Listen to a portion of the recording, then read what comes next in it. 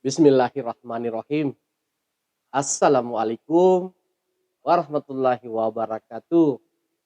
Dan salam sejahtera buat seluruh sahabat dan sobat Ipiso dimanapun Anda berada. Berjumpa lagi dengan saya, Wadi Idris Amir, tentunya di acara kesayangan kita, Ipiso, Rumah Edukasi. Sahabat dan sobat Ipiso, pada kesempatan kali ini, saya kembali lagi tampil sebagai Direktur Eksekutif PT Indeks Politika Indonesia, PTIP, lembaga survei dan konsultan politik yang berpusat di kota Makassar dan di Jakarta.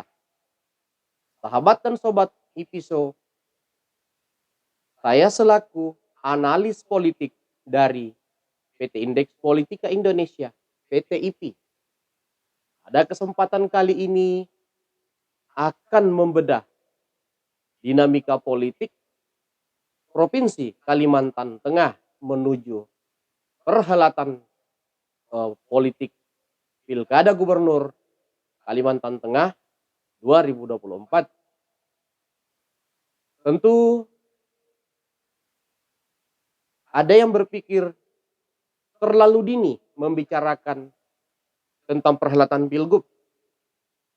Ada juga yang mengatakan memang sudah masuk tahapan kerja-kerja politik karena waktu membutuhkan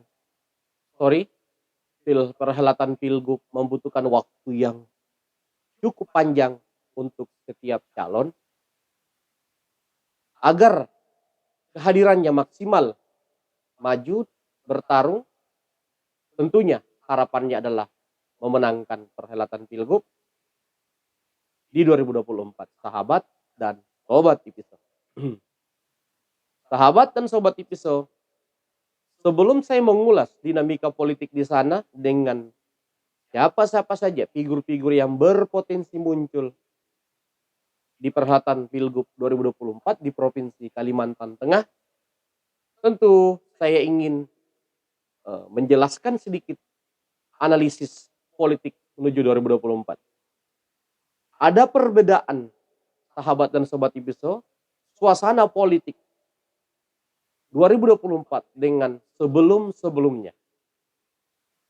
Karena 2024 perhelatan Pilgub itu diserentakkan se-Indonesia dan juga diserentakkan dengan pemilihan bupati dan wali kota se-Indonesia 27 November 2024. Sebelumnya tentu ada perhelatan Pilpres dan Pileg di 14 Februari 2024. Apa perbedaan sebelum-sebelumnya dengan perhelatan Pilgub 2024? Menuju 2024 ini, setiap calon yang ingin maju di kontestasi Pilgub 2024 di Provinsi Kalimantan Tengah harus bergerak cepat untuk meraih satu tingkatan awal dalam sebuah kerja-kerja politik untuk menjadi modal maju, yaitu mengejar peningkatan popularitas, pengenalan, sahabat dan sobat Ipiso. Kenapa harus 2022 ini sebagai momentum pengenalan? Karena di 2024, sahabat dan sobat Ipiso, masyarakat Provinsi Kalimantan Tengah akan disibukkan dengan begitu banyaknya atribut-atribut, baik itu caleg, DPR RI, provinsi, kabupaten, kota maupun calon presiden. Ditambah tentu atribut-atribut calon gubernur, calon bupati, calon wali kota. Sehingga masyarakat kemungkinan besar tidak akan peduli lagi dengan kerja-kerja pengenalan, kerja-kerja popularitas di 2024. Karena mereka kebingungan karena terlalu banyak figur dan tokoh yang harus mereka kenali. Sehingga masyarakat kemungkinan besar akan berpikir apatis. Artinya yang ada di kepalanya, yang dia ingat di kepalanya. Itulah yang akan dia pilih di perhelatan Pilkada Gubernur 2024 di TPS. Untuk itu, setiap calon gubernur, baik yang sudah populer maupun yang belum populer, harus segera kerja-kerja politik di 2022 ini untuk mengejar yang namanya pengenalan popularitas. Agar 2024 mereka sudah dikenal, sehingga masyarakat ketika masuk ke TPS untuk memilih, di kepala mereka sudah ada nama bapak dan ibu sekalian yang sudah populer di mata dan ingatan masyarakat Kalimantan Tengah. Itu perbedaannya. Tentu di 2023, langkah kedua yang harus dikerja yaitu memperkuat akseptabilitas atau tingkat kesukaan. Setelah dikenal, para bakal calon gubernur harus disukai. Kehadirannya harus diterima. Sehingga di 2024, untuk sampai kepada langkah yang dikejar-kejar oleh setiap bakal calon, yaitu maju dan dipilih, bisa terwujud. Karena tanpa dikenal, tanpa disukai, mustahil untuk dipilih di 2024, sahabat dan sobat episode. Jadi harus segera kerja-kerja politik 2022, 23, dan 24. Tahapannya sudah tepat. 2022 popularitas, 2023 akseptabilitas, 2024 elektabilitas, sahabat dan sobat episode. Baik sahabat dan sobat episode, mari kita membedah figur-figur yang berpotensi maju di di perhelatan Pilgub Kalimantan Tengah. Kalau dalam pantauan PTIP, baik yang dipantau langsung oleh saya maupun menurut laporan pemetaan politik dari koordinator PTIP di Provinsi Kalimantan Tengah. Di Kalimantan Tengah saat ini dipimpin oleh Bapak Sugianto Sabrang yang menjadi gubernur saat ini, dengan wakilnya Bapak Edi Pratowo, wakil gubernur saat ini. Tentu Haji Sugianto Sabrang, saya mohon maaf ketika salah mengingat. Kalau tidak salah, beliau sudah genap 2 periode di 2024.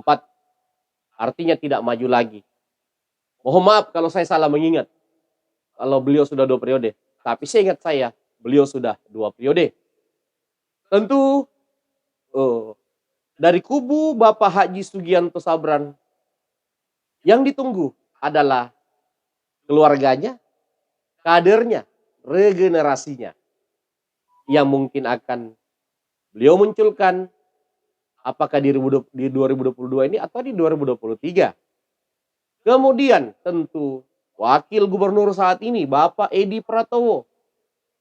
Sebagai wakil gubernur tentu sangat rasional ketika di 2024 beliau sudah mengincar calon gubernur. Itu adalah lompatan yang sudah sesuai dengan jenjangnya, sahabat dan sobat itu.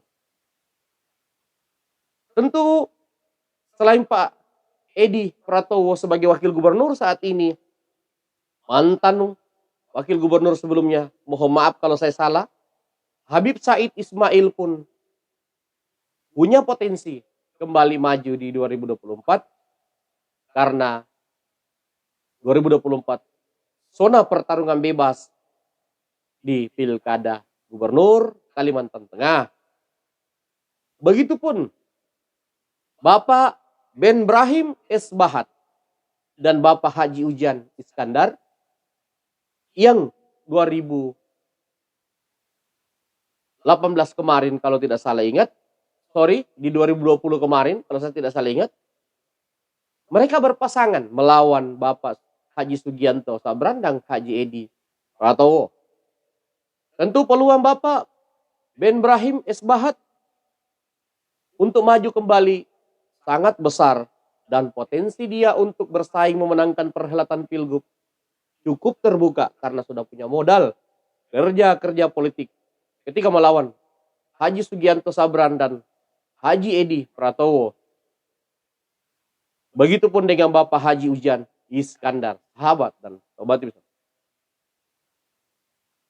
Nama-nama ini tentu bukan hanya mereka yang berpotensi muncul dalam kajian kami di PTIP, karena perhelatan Pilgub Kalimantan Tengah 2024 zona pertarungan bebas, maka sangat berpotensi setiap figur-figur yang memiliki jabatan-jabatan strategis saat ini, baik itu anggota DPR RI, anggota DPD RI, maupun bupati dan wali kota, memiliki peluang dan mengintip peluang untuk maju dan bersaing di perhelatan Pilgub Kalimantan Tengah 2024.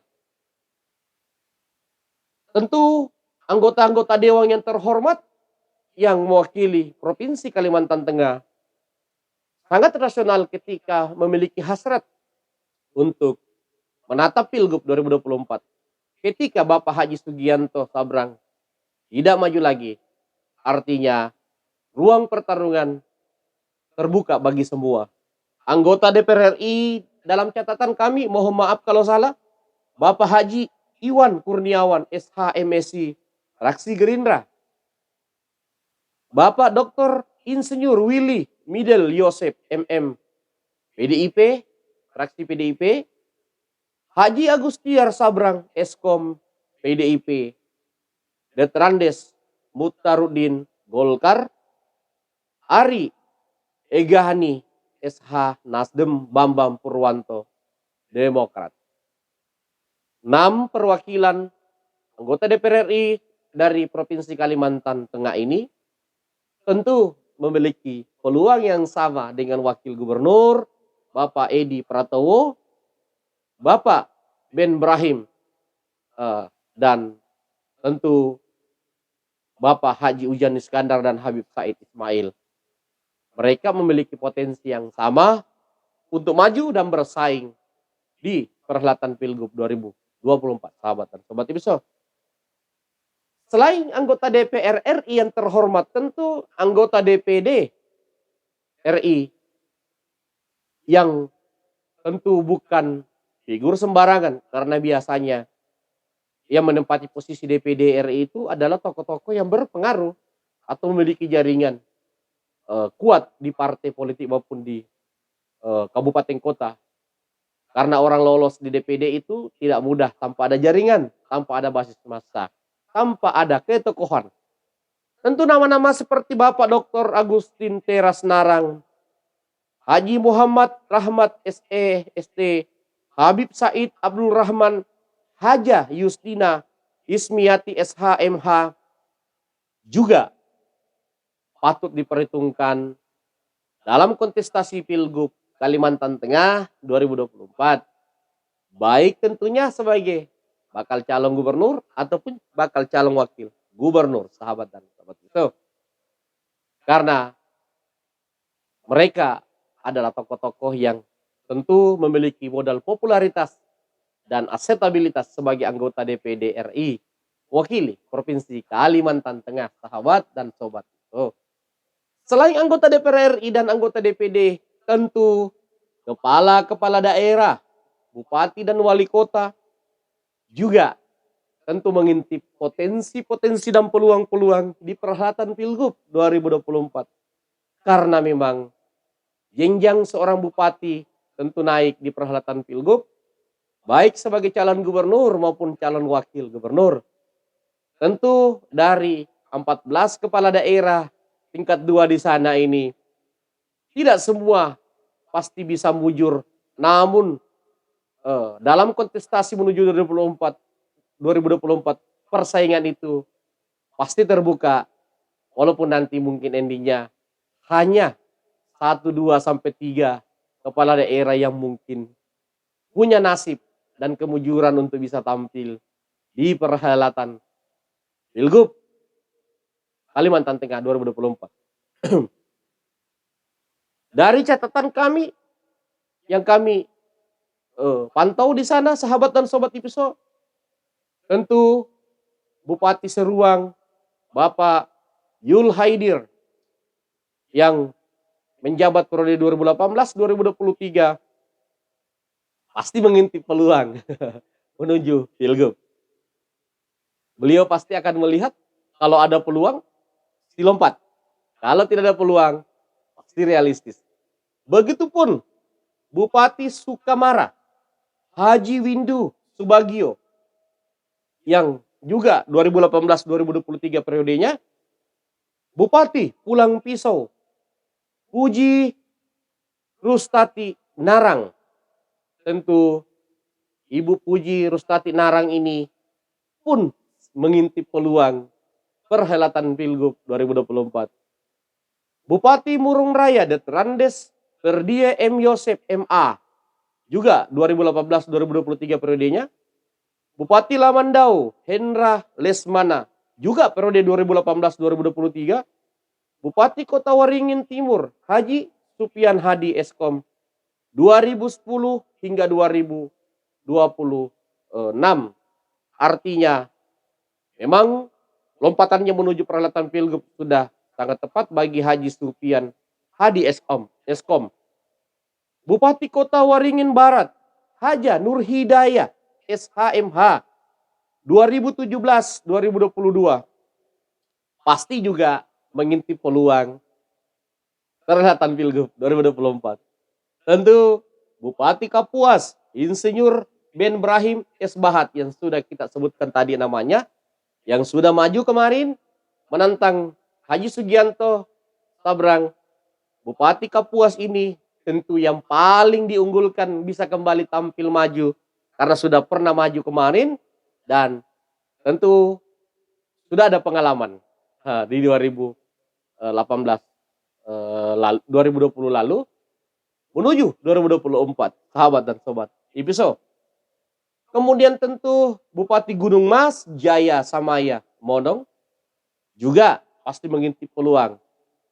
Bupati Barito Selatan Edi Raya Samsuri ST 2017-2022.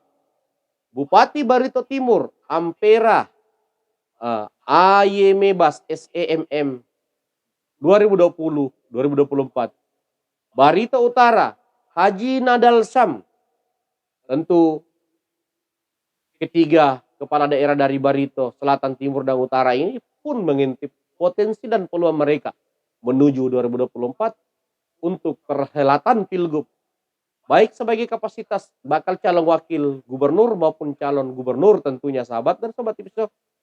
Tentu Wali Kota Palangkaraya Bapak Pairit Naparing SE periode 2018-2023 pun pasti mengintip peluang-peluang untuk maju.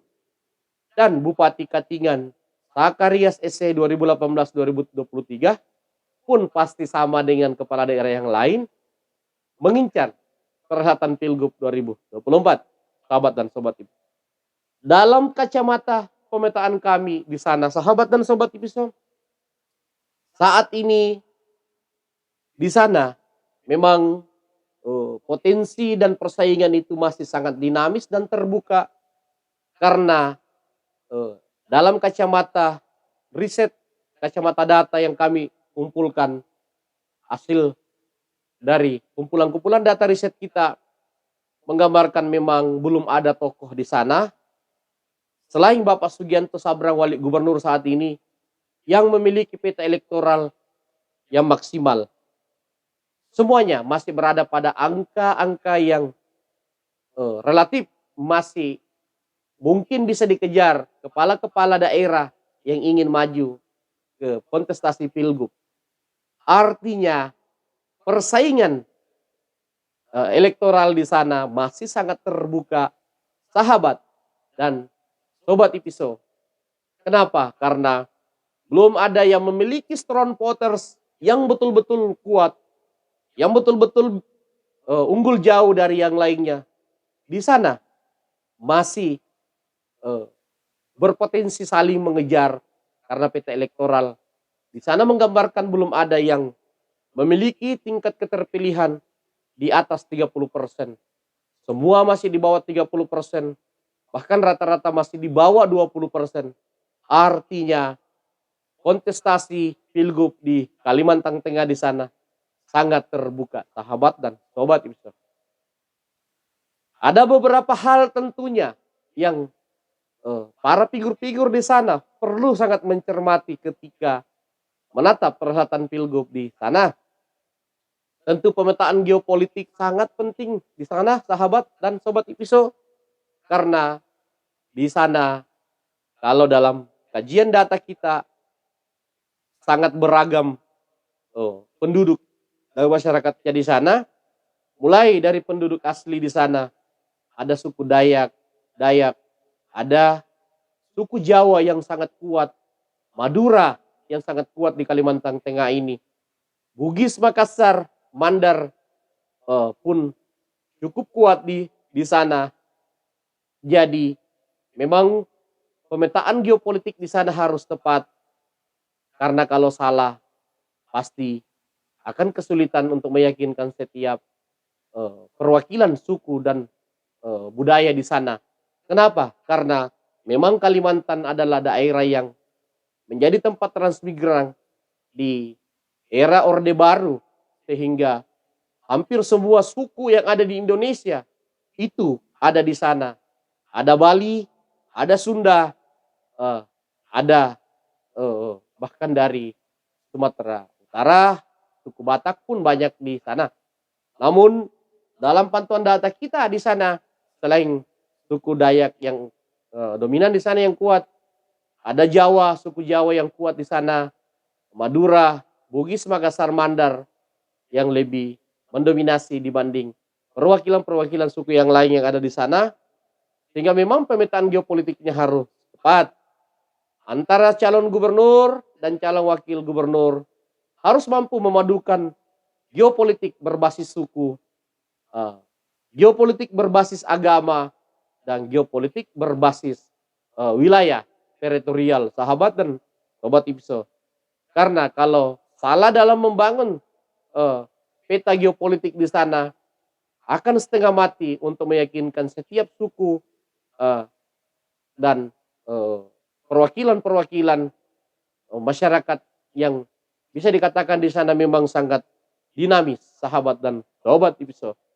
Sehingga memang dibutuhkan kajian yang matang, butuh riset yang sistematis untuk bisa mengawal peta suara di sana, agar setiap calon bisa mengetahui seperti apa keinginan-keinginan setiap perwakilan masyarakat di sana, baik itu suku asli Dayak di sana maupun Jawa, Madura, Bugis, Makassar, Mandar, dan Sunda dan lain-lain, sahabat dan sobat IPSO. Baik sahabat dan sobat IPSO, pada sesi ini saya masih menggambarkan secara global saja, belum mengerucut pada pemetaan figur persi figur dan figur A dan figur B seperti apa, atau pemetaan geopolitik berbasis figur.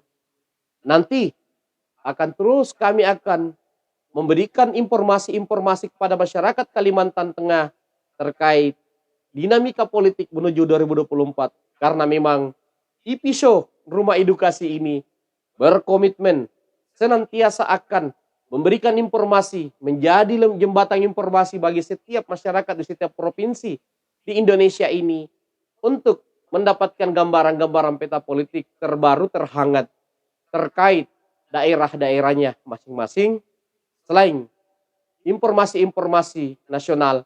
Karena di IPSO ini, disinilah tempatnya orang belajar ilmu politik, orang belajar edukasi politik. Karena di IPSO ini memang ruang dan tempat mengedukasi masyarakat Indonesia terkait persoalan politik, pemerintahan, sosial, dan lain-lain, sahabat dan sobat IPSO. Demikianlah analisis sederhana saya dari Suadi Idris Amir, Direktur Eksekutif PT Indeks Politika Indonesia, PTIP, lembaga survei dan konsultan politik yang berpusat di Kota Makassar dan di Jakarta, sahabat dan sobat IPSO. Salam sejahtera buat seluruh masyarakat Kalimantan Tengah. Semoga Kalimantan Tengah selalu dalam lindungan Allah Subhanahu wa Ta'ala, Tuhan yang Maha Esa, sehingga Kalimantan Tengah selalu aman dari bencana dan terhindar dari bencana-bencana banjir yang sering melanda Kalimantan Tengah selama ini, dan tentunya masyarakatnya sejahtera. Terima kasih. Assalamualaikum warahmatullahi wabarakatuh.